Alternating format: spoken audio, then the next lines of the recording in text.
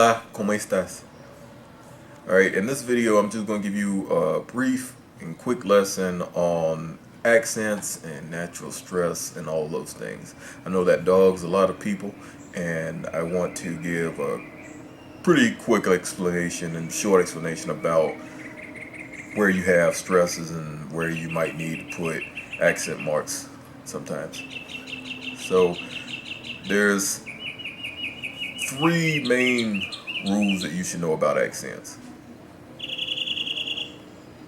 One, that if you have a word that ends in N, S, or vowel,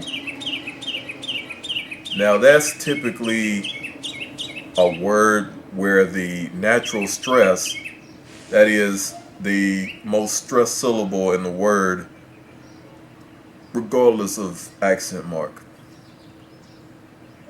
that stress will end up on the second to last syllable of the word. For example, habla, he or she speaks. Habla, the natural stress is on that first syllable, which is our first A in that word. Habla. It also follows that first rule, where if you have a word that ends in a vowel, N, or S, the natural stress goes on the first syllable. Now, if you have a word that ends in a consonant other than N or S, the natural stress will be on the very last syllable, such as hablar. Now, I just use habla. You're probably wondering, why'd you use hablar here? Well, hablar, Hablar, ends in a consonant other than N or S. And the natural stress there is on the very last syllable because of that rule. So that's our second main rule. Now, if the stress is anywhere other than one of those two situations, then we'll probably need an accent mark, or what's called a tilde in Spanish. Now, this isn't necessarily the case all the time, because as you'll see, there are times where you can put an accent mark for spelling purposes to distinguish from one word that means one thing and, of course, another word that sounds just the same but means a totally different thing. Now, that's a situation that occurs, and I'll probably talk about that a little bit later. Now, I'm going to talk about four different types of stresses.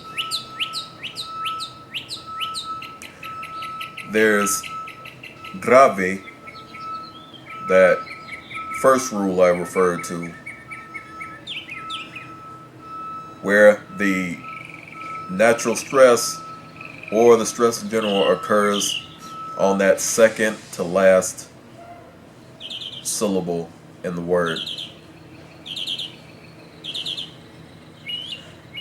Now, there's also another category, aguda. For these types of stresses, we will have the accent or the strongest stress in the word on the very last syllable.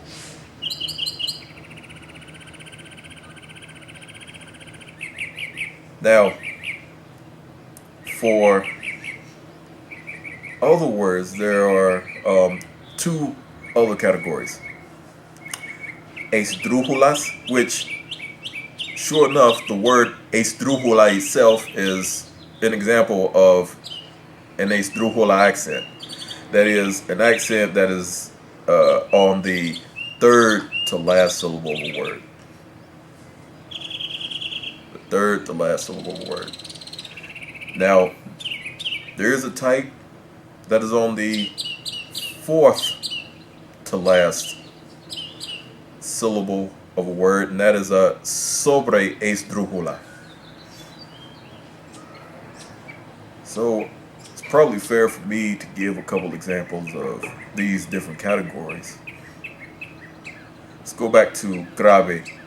I've already given you habla. That was an example of one where you didn't need an accent mark, right? Because it followed that first rule.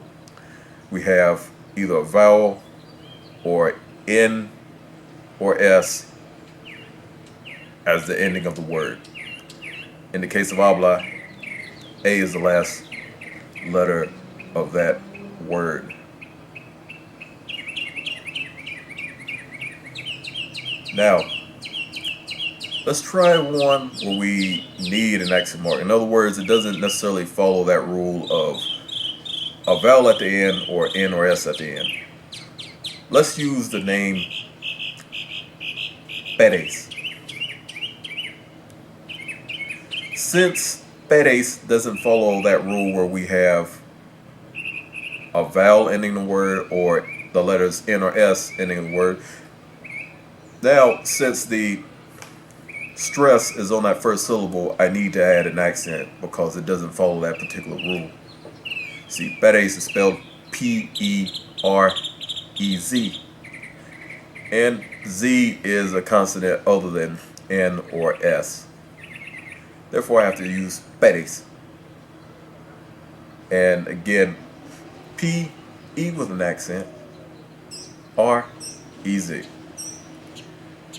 So those are two different examples of graves. Let me go to agudas. Let's use the word nación.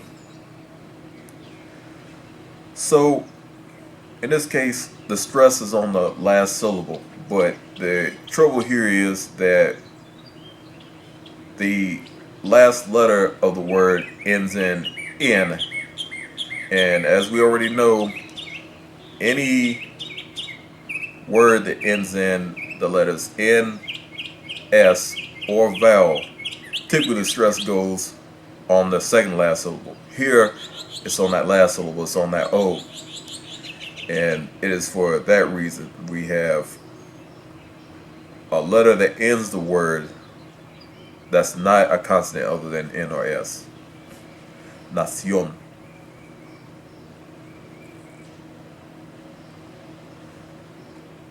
Now, let's look at an example where we don't have to use a tilde or an accent mark. Hablar. Here we don't have to use the accent mark because it follows that second rule I talked about earlier. It ends in a letter other than N, S, or vowel, and its natural stress is already on that last syllable, so I don't need an accent there. Let's look at some esdrújulas, such as América.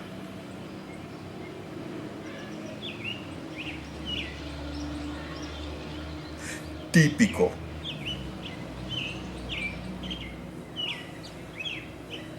And as you may have noticed, that those two words have their stresses on the third to last syllable. And the thing is here, again, we have to make sure that there's an accent mark because típico and América, they end in vowels, which would usually mean that the stress would be on the second to last syllable, but that isn't the case this time.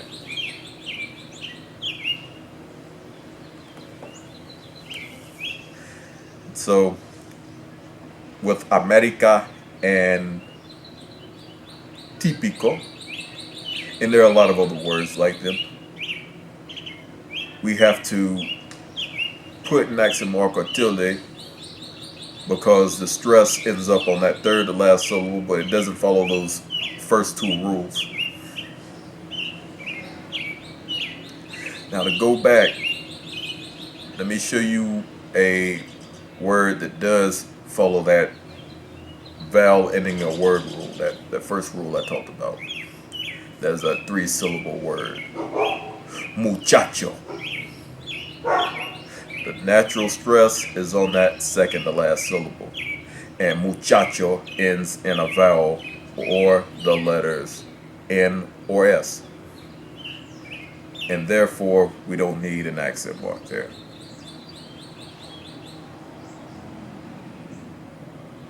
Let me give you some sobre esdrújula examples. And now you're going to find a lot of these end up being affirmative commands, right? If you know how to use commands already, you'll know that you add the pronouns if you have them.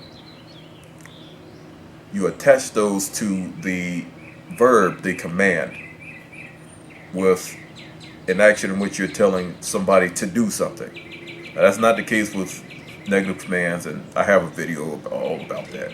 But let me give you an example. Tráigamelo. Bring it to me.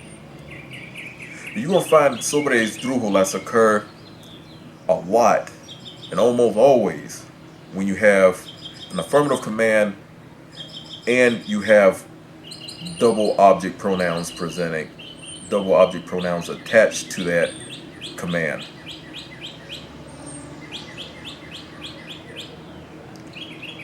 Dígamelo.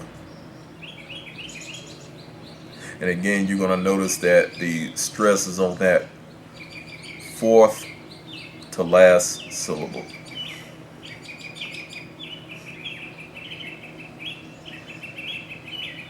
And that sums up those types of syllables, those types of accents. And that sums up those types of stresses and accents. Now, you have some out there where the accent is strictly there, the accent mark is strictly there for spelling purposes, and also to denote that that word means something totally different from the word that you might be thinking about. Word is pronounced the same, but in fact you still need that accent mark to change the meaning of the word. Just to give you a few examples, let's think about the word tu, or should I say the words tu. There's tu with the accent mark, which means you, and there is tu without the accent mark, which means your. There is este or esta with the accent mark, and there's este and esta without the accent mark. With the accent mark, esta and este mean this as demonstrative pronouns. Now, to make those two words demonstrative adjectives, you need to take out those accent marks. So that's a couple examples of where accents just change the meaning of the word, not necessarily the pronunciation.